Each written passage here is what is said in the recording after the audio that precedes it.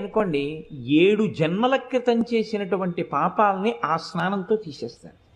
అది ఎప్పుడు ఉంటుంది అంటే ఒక్క రథసప్తమి నాడు మాత్రమే ఇస్తారు ఆ అనుగ్రహాన్ని. అది ఎలా ఎందుకు ఇస్తారు అంటే ఈశ్వరుడి యొక్క అనుగ్రహం అంతే. అవి ప్రశ్నించడానికి ఏం ఉండదు. ఎందుకు ఉండదు అంటే నేను ఇందాక మీకు అందుకే ఉదాహరణ చెప్పాను. యావజ్జీవిత కారాగార శిక్షని తగ్గిస్తే మీరెవరు అడగడానికి? మీరు నేను అడగడానికి ఏం ఉండదు.